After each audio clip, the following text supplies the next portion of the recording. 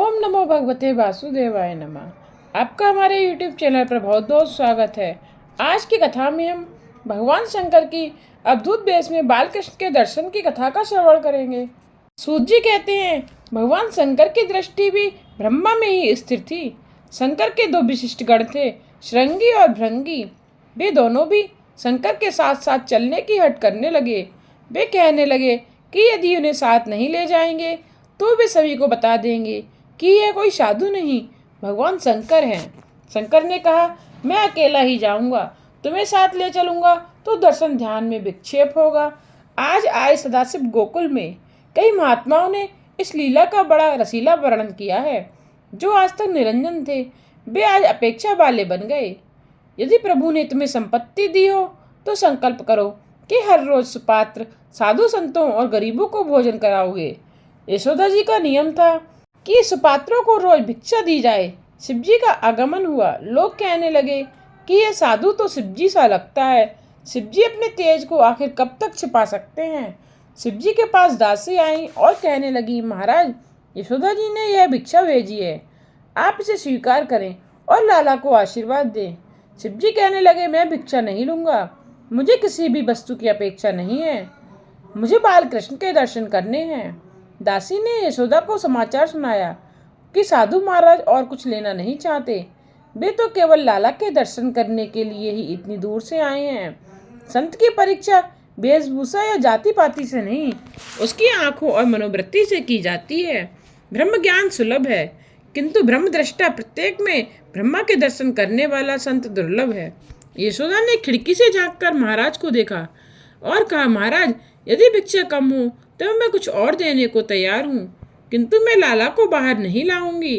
तुम्हारे गले में सर्प है, जिसे देखकर मेरा लाला डर जाएगा। शिवजी कहने लगे, माता, तेरा कन्हैया तो काल को काल है, ब्रह्मा का भी ब्रह्मा है। वैद माँ तो किसी से डर सकता है और ना उसे किसी की कुदृष्टि लग सकती है। वह तो मुझे पहचानता भी है। यशोदा जी कहने लगी, कैसी बातें कर रहे हैं आप, मेरा लाला तो नन्हा सा है, आप हट ना करें। शिवजी बोले, मैं तेरे लाला के दर्शन किए बिना यहाँ से हट नहीं सकता। नंद बाबा के गांव के पास आज भी आशीश्वर महादेव का मंदिर है। आज भी शिवजी वहाँ लाला के दर्शन की आशा लगाए बैठे हैं। ब्रज 84 की प्रदक्षिणा कम से कम एक बार तो करनी ही चाहिए। ब्रज 84 परिक्रमा महापुण्यदायी है, इससे जीवन के सारे पाप जल जाते हैं। ब्रज तो लीला भूमि है, वहाँ बैठकर ध्यान करोगे तो परमात्मा स्वयं लीला रहस्य समझाएंगे। इधर बाल कन्हैया ने जाना कि बाहर शिवजी पधारे हैं और माता उसे वहाँ नहीं ले जाएंगी, तो जोरों से रुदन करना शुरू कर दिया। दासी यशोदा से कहने लगी, माता जी, उस साधु के होठ हिल रहे हैं, मानो ना मानो उसी ने कुछ मंत्र प्रयोग किया है कि जिससे लाला रो रहा है। ऐसा साधु कभी देखने में नहीं आया है। मैं बालकृष्ण को बाहर ले जाऊं और साधु से आशीर्वाद मांगूं और फिर उससे कन्हैया का श्रृंगार कर दिया। श्रीनाथ का स्वरूप भी अद्भुत है। जब तक स्वरूप शक्ति नहीं हो पाती, भक्ति हो नहीं सकती। लौकिक नाम रूप के प्रति जैसी आसक्ति है, वैसी ही आसक्ति प्रभु के नाम रूप से हो जाए, वही भक्ति है। बांके बिहारी के मंदिर में पर्दा होता है, पर्दा ही तो माया है। जीव ईश्वर का दर्शन करता है तथा बीच में माया का पर्दा आ जाता है। मंदिर में राधा जी का सेव्य स्वरूप है। बांके बिहारी 2 मिनट राधा जी को और फिर जगत को दर्शन देते हैं। 4 आंखें मिलने पर ही दर्शन में आनंद आता है। कन्हैया हंसता है, इस साधु ने जादू किया है। महाराज की नज़र में जादू है, यह साधारण साधु नहीं है। दासी लाला को शिवजी के पास लाई। शिवजी ने दर्शन करके प्रणाम किया। दर्शन करके आनंद तो हुआ, किंतु तृप्ति नहीं हो पाई। मुझे कन्हैया से मिलना है। आनंद अदैत्य में है, दैत्य में नहीं। मुझे अपने प्रभु से मिलना है, श्री कृष्ण के साथ एक होना है। जब तक ईश्वर से जीव थोड़ा सा भी दूर होगा, उसके लिए भय बना रहेगा। शिवजी ने सोचा कि यदि बाल कन्हैया मेरी गोद में आ जाए तो बड़ा आनंद हो जाए। शिवजी कहने लगे, तुम इस बालक के भविष्य के बारे में पूछती हो। यदि उसे मेरी गोद में दिया जाए तो मैं उसके हाथों की रेखा अच्छी तरह से देख लूँ। यशोदा जी ने बालकृष्ण को शिवजी की गोद में रख दिया। शिवजी समाधि में डूब गए। बातें अदैत्य में नहीं हो पाती। दैत्य में ही होती रहती हैं। जब हरि और हर एक हो गए, वहाँ कौन क्या बोलेगा। शिवजी ने यशोदा जी से कहा, माता तेरा पुत्र तो सम्राट होने वाला है। शिवजी ने तांडव नृत्य किया। अति आनंद की अवस्था में जीव नाचने लगता है। हाथ में आम्रफल आने पर लोग नाचने लगते हैं। तो इधर तो शिवजी के हाथों में बाल कन्हैया आ गया है। शिवजी नृत्य में तन्मय हैं। वहाँ नंद बाबा आए। भगवान शंकर की जय जयकार हो गई। बालकृष्ण को हृदय में बसाकर शिवजी कैलाश वापस लौटे। त्रयोदशी के दिन नंद जी मथुरा आए। चतुर्दशी के दिन पूतना आई। नंद बाबा प्रतिवर्ष कंस को कर देते थे। इस बार भी कर देने का समय आ गया। नंद बाबा ने कहा, कन्हैया को संभालना, परमात्मा से हमेशा संबंध बनाए रखो। सभी के रक्षक की रक्षा तो कौन करेगा, किंतु उन्हें हृदय में बिठलाने के बाद हमेशा सावधान रहना कि कहीं लौकिक भोग की ऐषणा मन में न घुस जाए। और कोई ऐषणा मन में आई नहीं कि हृदय में से भगवान भाग निकलते हैं। कन्हैया यदि हमेशा के लिए हृदय गोकुल में बस जाए तो बेड़ा पार हो जाए। हृदय गोकुल में श्री कृष्ण का आगमन होने के बाद नंद को बाहर भटकना नहीं चाहिए। नंद बाबा कंस को कर देने के लिए मथुरा आए। वे कंस की राजसभा में आए और उन्होंने कंस को कर, स्वर्ण थाल तथा पंचरत्न भेंट किए और समाचार भी दिया कि उनकी ढलती आयु में उनके घर पुत्र का जन्म हुआ है। कंस क्या जाने कि वे कन्हैया ही उसका काल है। उसको तो आश्चर्य आनंद हुआ। उसने सोचा कि इस भेंट के परिणाम के अनुसार उस बच्चे को आशीर्वाद भी तो देना पड़ेगा। उसने बालक को आशीर्वाद भेजा कि बड़ा होकर वह राजा बने, उसकी जयकार हो, उसके शत्रुओं का शीघ्र विनाश हो। कंस ने अनजाने ही कृष्ण की जयकार की और आशीर्वाद दिया। शत्रु भी जिसे आशीर्वाद दें और वंदन करें, वह तो ईश्वर ही होगा ना। भेंट के परिणाम से आशीर्वाद देने वाला कंस ही है। नंद बाबा ने कहा, सारे ब्रजवासियों ने मेरे लिए एकादशी आदि व्रत किए, जिसके फलस्वरूप मुझे पुत्र मिला है। नंद बाबा यश औरों को दे देते थे। सुखदेव जी वर्णन करते हैं, नंद जी वसुदेव से मिलने गए। वसुदेव को बड़ा आनंद हुआ। दोनों ने एक दूसरे का कुशल मंगल पूछा। किसी मित्र से मिलन होने पर अपने सुख की बात ना करो, किंतु उसके दुख की बात जानकर उसे आश्वासन दो। नंद जी वसुदेव से सुख दुख की बात पूछने लगे। सुना है आपके घर पुत्री का जन्म हुआ था और कंस उसकी हत्या करने आया था। वसुदेव कहने लगे, हाँ यह बात सच है, किंतु इसमें कंस का नहीं, मेरे कर्म का ही दोष है। किंतु आपके घर जो बालक है वह मेरा ही है। नंद बाबा ने भोलेपन से कह दिया, हाँ वह आपका ही है।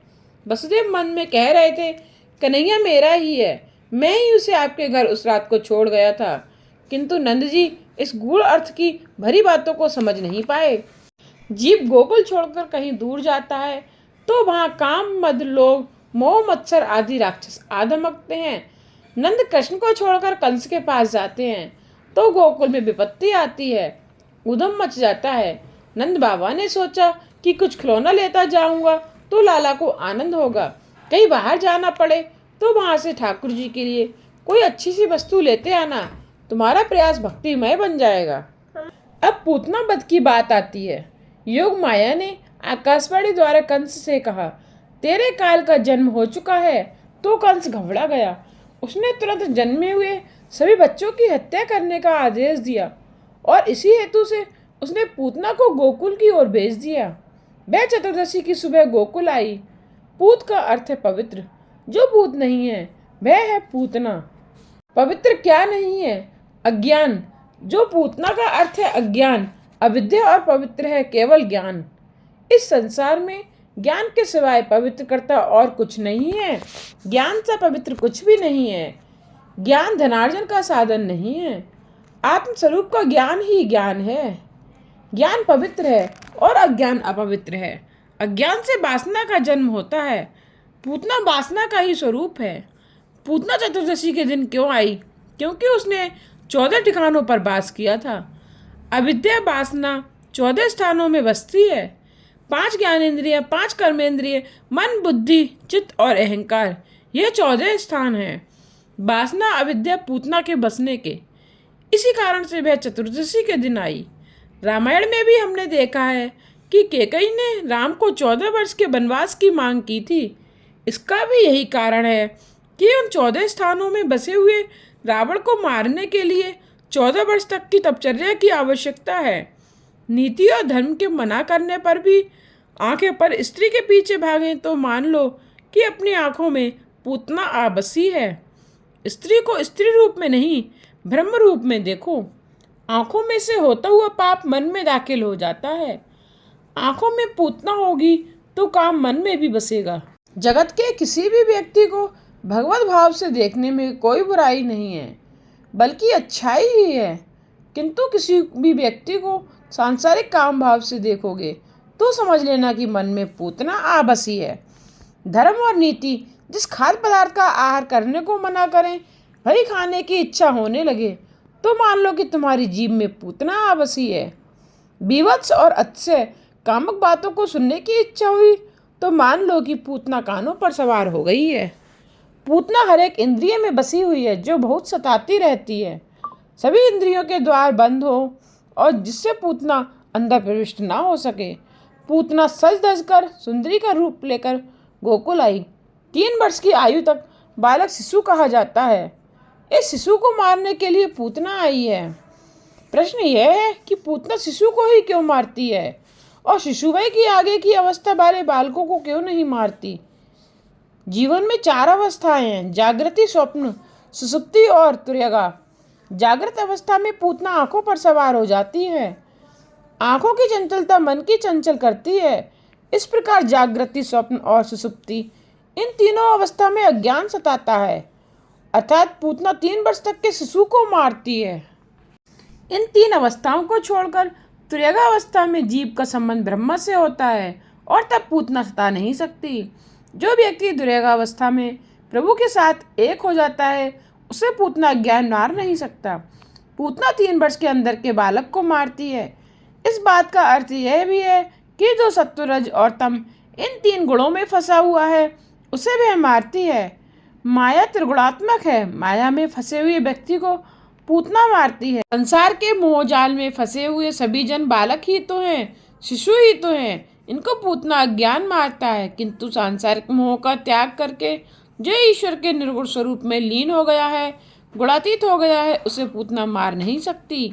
गुणातीत अर्थात प्रकृति से परे रहने वाले व्यक्ति का पूतना कुछ भी बिगाड़ नहीं पाती है। जब पूतना आई उस समय गोकुल की गायें वन में चरने गई थीं और नंद जी मथुरा गए थे। गायों का वन गमन अर्थात इंद्रियों का विषय वन में गमन। इंद्रियां इस विषय वन में घूमने रही होंगी और पूतना मन में आ धमकेगी। अज्ञान मन पर सवार हो जाएगा।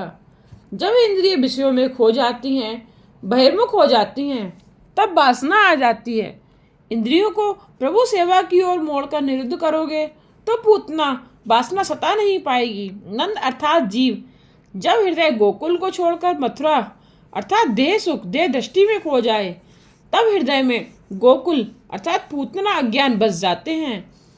नंद अर्थात जीव श्री कृष्ण को छोड़कर मथुरा जाए अर्थात देह सुख में फंस जाए, तभी वासना आ सकती है। नंद अपने आवास में नहीं होता, तभी पूतना आती है। पवित्र शरीर में पुण्यशाली हृदय ही गोकुल है। नंद जीवात्मा है। नंद से मिलने जाएं और गायें वन इन विषयों की ओर दौड़ जाएं, अर्थात इंद्रियां विषयों की ओर दौड़ जाएं, तब पूतना आ जाती है। पूतना श्रृंगार करके आई है। अविद्या अपने साथ कई दोषों को लेकर आती है। अविद्या अपने साथ 5 दोषों को ले आती है। पूतना का स्वरूप देखकर यशोदा आदि धोखे में आ गईं। पूतना की बेड़ी देखकर देहाभ्यास हुआ, रूप देखकर इंद्रियाध्यास हुआ, अतः स्वरूप की विस्मृति हो गई। फलता उसको किसी ने नहीं रोका, वह सीधी नंद बाबा के घर में घुस गई। पूतना को देखते ही कन्हैया ने आंखें मूंद लीं। पूतना ने उसको अपनी गोद में ले लिया। पूतना ऊपर ऊपर से बड़ा अच्छा व्यवहार कर रही थी, किंतु उसके हृदय में कुटिलता का विष भरा हुआ था। पूतना ने अपने स्तनों पर भी विष लगाया था। संसार सुख का उपभोग करने के लिए मनुष्य भी अपनी आत्मा पर वासना का विष लगा लेता है। पूतना ने लाला को गोद में बिठलाकर उसके मुख में अपना विष से सना हुआ स्तन दे दिया। कन्हैया ने तो दूध पीना शुरू कर दिया और उसने इस प्रकार दूध पीना शुरू किया कि पूतना वेदना से भारी क्रंदन करने लगी, किंतु कन्हैया तो दूध पीता ही रहा और पूतना धीरे धीरे निष्प्राण हो गई। सौंदर्य को देखकर मनुष्य मात्र मुग्ध हो जाता है और देहभान भूल जाता है। सभी ब्रजवासी भी पूतना के बनाव श्रृंगार पर मोहित हो गए थे और उनको किसी ने नहीं रोका था। श्रीमद् शंकराचार्य में सत श्लोकी में कहा है कि लोग त्वचा की, रूप रंग की तो बड़ी मीमांसा करते हैं, किंतु आत्मा की मीमांसा तो करते ही नहीं है। जो व्यक्ति चमड़ी का चिंतन करता रहता है वह अगले जन्म में चमार बनता है।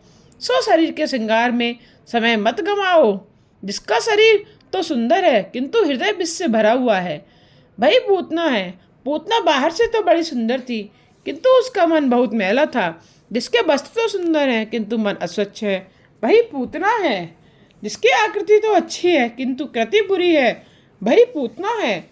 चारित्र की जांच पड़ताल किए बिना किसी को पानी तक न पिया जाए, चाहे बर्तन प्याले चमचमाते क्यों ना हो, किंतु उसका मन मैला हो सकता है। बड़े बड़े तपस्वी भी सौंदर्य के मोह जाल में फंस चुके हैं। आमना सामना हो जाने पर प्रशंसा करें किंतु उसकी अनुपस्थिति में निंदा करें, वह भी पूतना हो। जो भी अच्छा बुरा कहना है वह उसके सामने ही कह देना चाहिए। जीव का स्वभाव उस पूतना जैसा ही है। अपनी आत्मा पर अज्ञान विद्या का आवरण लगाकर वह विषयानंद में डूब जाता है। किसी के भ्रा रूप रंग बनाव श्रृंगार से मोहित नहीं होना चाहिए।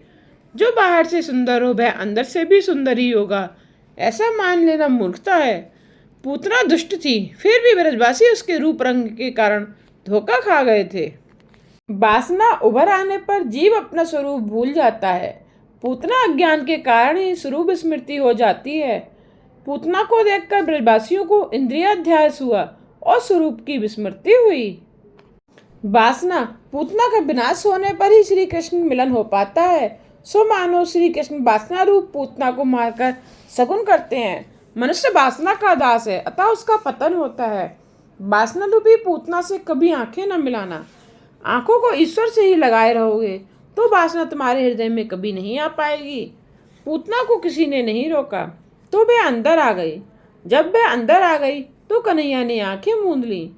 साधारणतया पूतना आंखों के द्वारा ही मन में घुस जाती है और फिर निकलने का नाम ही नहीं लेती। आंखें बिगड़ी नहीं कि मन भी बिगड़ जाएगा। आंखों को हमेशा बचाए रखना। दर्शन में तभी आनंद मिलता है कि जब भगवान दृष्टि देते हैं, अर्थात आंख मिलाते हैं। पूतना मलिन हृदय लेकर कन्हैया के पास गई तो भगवान ने आंखें मिलाई ही नहीं, आंखें मूंद लीं। भगवान हमें यह दिखाना चाहते हैं कि पापी से भी आंख नहीं मिलाते, उसके सामने देखते तक नहीं है। भगवान वस्त्र या बनाव श्रृंगार नहीं, मन देखते हैं। बाहर से सजीले किंतु मन के मैले व्यक्ति से वे आंखें नहीं मिलाते हैं। भगवान से तो हमें यही प्रार्थना करनी है, हे नाथ हम आपकी शरण में आए हैं, मुझे पापी को भवसागर से पार करा दीजिए। किंतु जीव बड़ा अभिमानी है, वह ऐसी प्रार्थना करता ही नहीं है। जीव है तो खाली हाथों वाला, फिर भी वह अकड़ कर ही चलता है। ईश्वर की कृपा के बिना मनुष्य के पास आ ही क्या सकता है। जीव भगवान की शरण ले ले तो उसके सभी पाप दूर हो सकते हैं, क्योंकि भगवान ही ने तो उसको वचन दिया है। गीता में भी कहा गया है, जो मेरा हुआ है उसका कभी कोई विनाश नहीं कर सकता। शुद्ध प्रेम से तो औरों को सुखी करने की ही भावना होती है। एक महात्मा ने इस सूत्रों में एक और सूत्र भी जोड़ दिया है, परस्पर देवो भवा। काल नहीं कलेजा बिगड़ गया है, जिसके कारण कलयुग आया हुआ है। मनुष्य एक दूसरे को देवरूप मानने लगे तो कलयुग सतयुग बन सकता है। पूतना को देखते ही कन्हैया ने अपनी आंखें क्यों मूंद ली? महात्माओं ने कई कारण बताए हैं इसके। पूतना नारी थी, नारी अवध्य मानी गई है। पूतना को देखकर भगवान सोचते हैं इसे मारना तो पड़ेगा ही। स्त्री की हत्या करते हुए उन्हें संकोच हो रहा था, सो उन्होंने आंखें मूंद ली। सामने कोई पुरुष हो और वीरता दिखानी हो तो और बात है, किंतु किसी स्त्री को मारने में कौन सी वीरता है? एक महात्मा को वह कारण जचता नहीं है। वे कहते हैं कि पूतना नारी तो थी किंतु वह राक्षसी थी, उसने कई बच्चों की हत्या की थी और यहाँ भी कन्हैया की हत्या के हेतु ही आई थी। भगवान की आंखें मूंदने का कारण कुछ और ही है। उनकी आंखों में वैराग्य है। उन्होंने सोचा कि यदि वे पूतना से आंख मिलाएंगे तो उसको ज्ञान प्राप्त हो जाएगा। वह जान जाएगी कि यह तो ईश्वर है। मेरे ईश्वरत्व को उसे ज्ञान हो जाने पर मैं जो लीला करना चाहता हूँ वह नहीं कर पाऊंगा। ऐश्वर्य का ज्ञान लीला में बाधा रूप है। यदि पूतना जान गई कि यह तो ईश्वर है तो वह दूध नहीं पिलाएगी। कृपा करते हुए भगवान यदि किसी से आंखें मिला दें तो उसे ज्ञान प्राप्त हो जाता है। भगवान ने अर्जुन से कहा था, अर्जुन, मैं जिस पर कृपा करता हूँ उसे मेरे स्वरूप का ज्ञान हो जाता है। यदि मैं पूतना पर दृष्टि करूंगा तो उसे ज्ञान हो जाएगा कि यह कोई सामान्य बालक नहीं, काल के भी काल हैं। उसे ऐसा ज्ञान हो जाने पर मैं लीला नहीं कर पाऊंगा। यह मुझे सामान्य बालक की मानकर मारने आई है, सो उसे अपने वास्तविक स्वरूप का ज्ञान कराना ठीक नहीं है। इस तरह पूतना को अज्ञानी रहने देने के लिए ही भगवान ने अपनी आंखें बंद कर ली थी। एक महात्मा कहते हैं कि यह कारण भी ठीक नहीं है। दृष्टि मिलन होते ही पूतना को ज्ञान हो जाने वाली बात ठीक नहीं है। दुर्योधन को ज्ञान हो पाया था क्या? पूतना विष लेकर आई तो लाला आंखें मूंद कर सोचने लगे कि इसे गौलोक में भेजा जाए या बैकुंठ धाम में। तो एक और महात्मा दूसरा कारण बताते हैं, अपने किसी न किसी पुण्य के बिना कोई भी जीव ईश्वर के समीप जा नहीं सकता। भगवान आंखें मूंद कर यह देखने लगे कि इस पूतना ने किसी भी जन्म में कोई पुण्य किया है भी या नहीं। जिसके साथ बहुत प्रेम किया जाए वह संभव है किसी छोटे से कारण से बैर मोल ले ले। एक महात्मा बताते हैं, कन्हैया सोच रहा था कि उसने तो माना था कि गोकुल के लोग उसे माखन मिश्री खिलाएंगे, किंतु यहाँ तो लोग माखन मिश्री खिलाने के बदले विष पिलाना चाहते हैं और डर के मारे उसने आंखें बंद कर ली।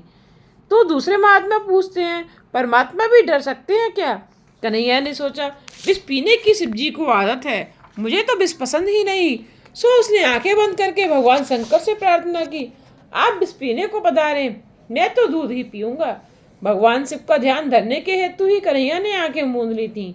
कन्हैया आंखें बंद करके शिवजी को याद करके विष पीने के लिए बुला रहा है। शिव तत्व का आवाहन कर रहा है। जब किसी देव को याद करना या बुलाना होता है तो उनको आंखें बंद करके ही उसका ध्यान धरना पड़ता है। एक अन्य महात्मा कहते हैं, मुझे यह कारण योग्य नहीं लगता। क्या कृष्ण विष को पचा नहीं सकते? वे तो काल के भी काल हैं। कृष्ण की आंखें बंद कर लेने का कारण और ही है, उनकी आंखों में सूर्य और चंद्र का वास है।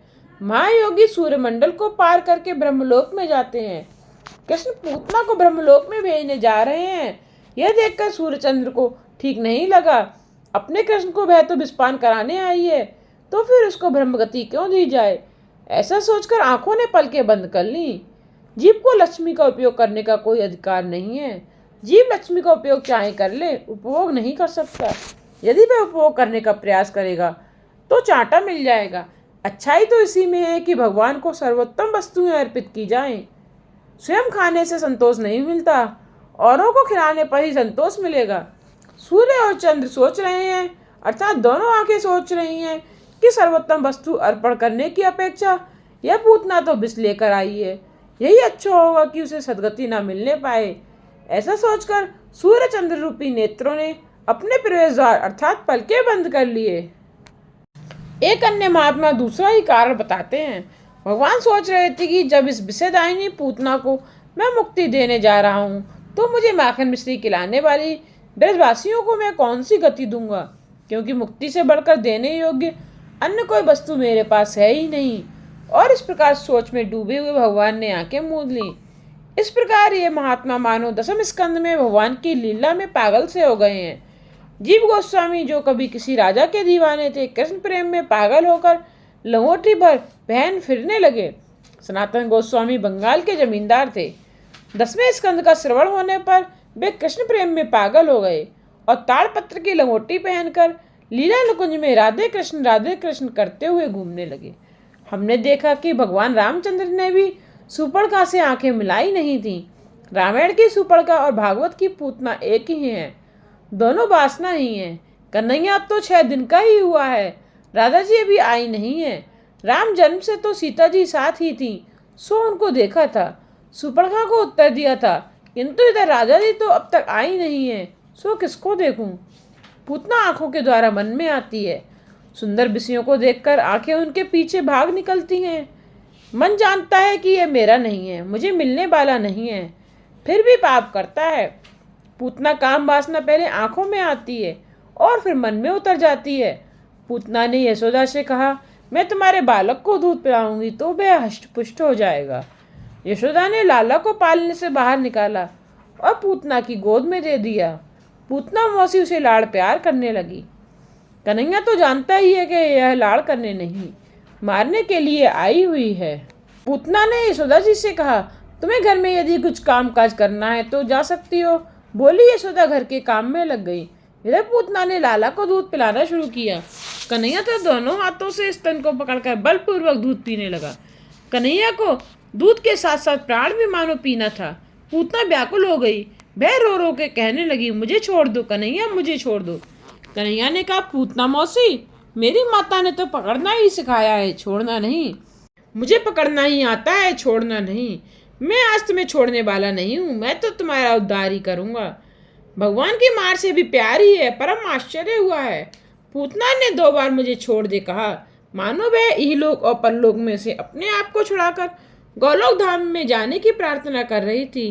वह अहंता और ममता में से छुड़ाकर कृतार्थ करने को कह रही थी। पूतना व्याकुल हो गई। अतः स्वरूपा संधान नहीं रहा। उसने राक्षसी रूप धारण किया। वह आकाश मार्ग में कृष्ण को उड़ा ले चली। तो कंस के बगीचे के एक वृक्ष पर कन्हैया ने पूतना को गिरा दिया। वह वृक्ष पर गिरी तो और भी कई वृक्ष टूट पड़े। पूतना और वृक्षों के गिरने से एक बड़ा धमाका हुआ। अविद्या के कारण षड्विकार उत्पन्न होते हैं। राक्षसी के वक्ष स्थल पर कन्हैया विराजमान था। धमाका सुनकर गोपियां दौड़ती हुई आईं, यशोदा को कोसने लगी। हमने कितनी मिन्नतें मानी थी, तब कहीं तुम्हें पुत्र हुआ, और तुम्हें तो इसकी कोई कदर कीमत ही नहीं है। यशोदा ने गोपियों का उलाना सुनकर आंखें नीचे कर ली। उन्होंने कहा, यह मेरा पहला ही बालक है, मुझे बालक के लालन पालन का अनुभव नहीं है, सो भूल गई ही, अब आपका कहना मानूंगी। गोपियों ने कहा, किसी अनजानी पराई स्त्री को अपना बालक कभी ना देना चाहिए। होना था सो हो गया, अब हम घर लौटें और कन्हैया की नजर उतारें। लाला की गायें बड़ी प्यारी हैं। एक गंगी नाम की गाय तो लाला की झांकी पाए बिना कभी पानी तक नहीं पीती थी, घास भी नहीं खाती थी। जब गोपाल उसे मनाते हुए थक जाते तो यशोदा के पास आते थे, कहते थे, माता जी, गौशाला में कन्हैया को ले जाना है। लाला के दर्शन होने के बाद गंगी घास खा लेती है और पानी पी लेती है। अनशन करने से शरीर हल्का फुल्का हो जाता है और मन में सात्विक भाव जगता है। विधि पूर्वक उपवास करने से पाप जल जाते हैं। बड़े बड़े ऋषि मुनि जब हजारों वर्ष तपचर्या करने के बाद भी प्रभु के दर्शन पा नहीं सके तो गायों का जन्म लेकर गोकुल में आ बसे। उनकी हजारों वर्ष की तपचर्या भी उनका अभिमान और वासना जला नहीं पाई थी। सो उन्होंने सोचा कि गोकुल में गायों का अवतार लेकर अपना काम निष्काम कृष्ण को अर्पित कर देंगे और हम निष्काम हो जाएंगे। गोपियां लाला को लेकर गौशाला में आई और गंगे की पूंछ हाथ में लेकर लाला के शरीर पर सिर से पांव तक 3 बार फेर दी। मेरी लाला को यदि किसी की नजर लगी हो तो इस गंगे की पूंछ में चली जाए। गोपियां तो मानो प्रेम की ध्वजा हैं। अपने कन्हैया को यदि कुछ होना है तो वह उसे नहीं, हम ही को हो जाए। इनका प्रेम विशुद्ध है। लाला को राक्षसी का स्पर्श हुआ, वह ठीक नहीं हुआ। कहीं कुछ अनिष्ट हो गया तो इस बार तो हमारा लाला बच गया। अब लाला को स्नान करा लें, बालकृष्ण को राक्षसी की कुदृष्टि से कुछ हो न जाए। ऐसा सोचकर गोपियों ने कन्हैया को गौमूत्र से स्नान कराया। बाजारी साबुन से नहीं, गौमूत्र से स्नान कराया गया। जीवन को सादगीपूर्ण बनाओ। गौमूत्र का पान करने से और उससे स्नान करने से शरीर निरोगी होता है। गौमूत्र बड़ा गुणकारी है, यह अनुभव सिद्ध बात है। गौमूत्र का पान करने से न केवल शरीर बल्कि मन भी शुद्ध होता है। गौमूत्र को महीन कपड़े से 108 बार छानकर पीने से मन का मैल दूर होता है, मन के पाप दूर हो जाते हैं और मन शुद्ध होता है। यह प्रयोग 6 मास तक किया जाए। गौमूत्र के इस प्रयोग से स्वभाव में बड़ा परिवर्तन हो जाएगा। गौमूत्र में दिव्य शक्ति है, वह स्वभाव को सुधारता है, वह बुद्धि को भी निरोगी बनाता है। गौ का गोबर त्वचा पर मले जाने से शरीर की अनावश्यक गर्मी को खींच लेता है और त्वचा को मुलायम बनाता है। जब तक मनुष्य का स्वभाव सुधर नहीं जाएगा तब तक वह ज्ञान मार्ग या भक्ति मार्ग में प्रगति नहीं कर पाएगा। आजकल तो जीवन ही ऐसा हो गया है कि मनुष्य का समय, संपत्ति और शक्ति फैशन व्यसन में ही खर्च हो जाती है।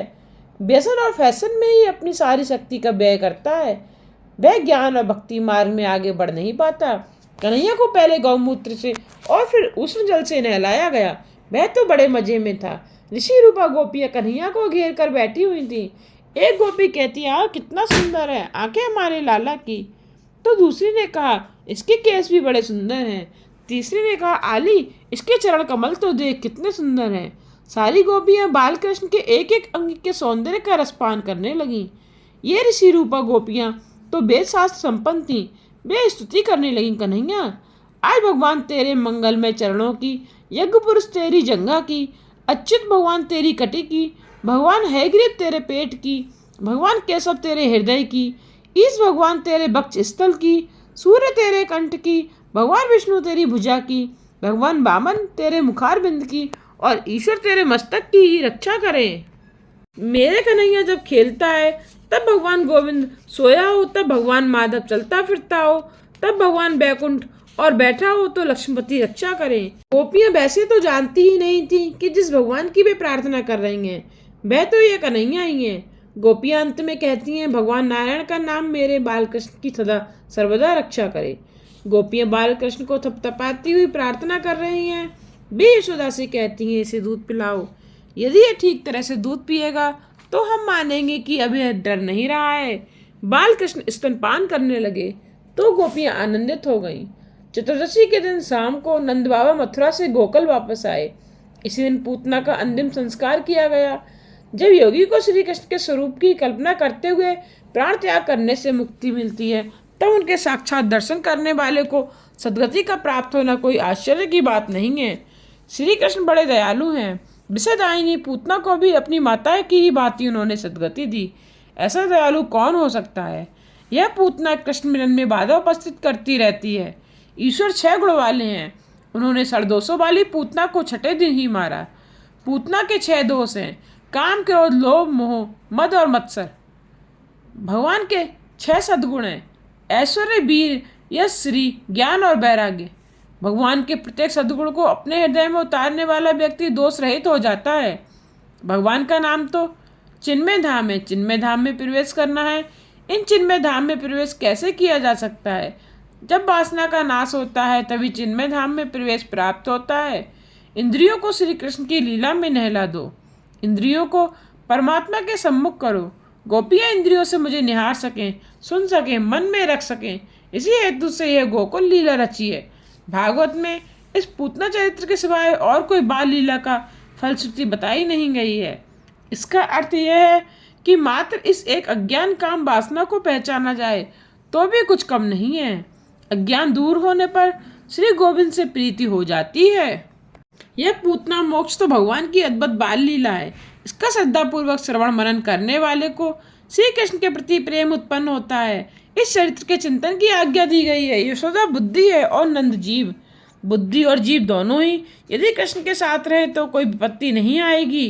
बाल लीलाओं की एक रहस्यमय बात यह है कि नंद और यशोदा जब जब गोकुल से दूर होते हैं कोई ना कोई संकट आ ही जाता है। इसका अर्थ यही हुआ, जब भी जीव ईश्वर से दूर जाता है दुखी हो जाता है। यशोदा अर्थात बुद्धि जब श्री कृष्ण से परे हो जाती हैं तब नंद अर्थात जीव जब भी श्री कृष्ण को भूल जाता है राक्षस आधमकते हैं। शरीर और इंद्रियों को व्यवहारिक कार्य तो करना ही है किंतु बुद्धि श्री कृष्ण से दूर नहीं होनी चाहिए। यह पूतना कौन थी? राजा बलि और रानी विंध्यावली की पुत्री का नाम था रत्नमाला। जब वामन जी बलि राजा के यज्ञ में भिक्षा मांगने आए थे तब उनके स्वरूप को देखकर रत्नमाला के हृदय में स्नेह उमड़ आया था और उसके मन में आया था कि कितना अच्छा होता अगर इस बालक को मैं पुत्र रूप से पा सकती। मैं उसे पैपान करा के उसका लालन पालन करके धन्य हो जाती। वामन के तेजस्वी स्वरूप को देखकर रत्नमाला के हृदय में पुत्र स्नेह उमड़ रहा था किंतु उन्होंने उसके पिता की जो अवदशा की उसे देखकर शत्रुभाव भी उमड़ आया और उसके मन में वामन जी को मारने की भी इच्छा हो गई। अब ये वात्सल्य भाव और शत्रुभाव दोनों को लेकर रत्नमाला पुनर्जन्म में पूतना बनकर आई। श्री कृष्ण की लीला निरोध लीला है। जिसके मन का निरोध होता है उसे मुक्ति मिलती है। जब तक मन में वासना और विरोध होगा तब तक निरोध नहीं हो पाएगा। जब तक किसी भी वस्तु में सूक्ष्म वासना भी रह जाएगी मन का निरोध नहीं होगा, फलतः मुक्ति भी नहीं मिलेगी। इससे आगे की कथा का श्रवण आप अगले अध्याय में कीजिएगा। आने वाली कथा के लिए मेरे चैनल को सब्सक्राइब करके बेल आइकन को प्रेस करना ना भूलिएगा जिससे आने वाले वीडियोज़ के नोटिफिकेशन आप तक पहुंचते रहें।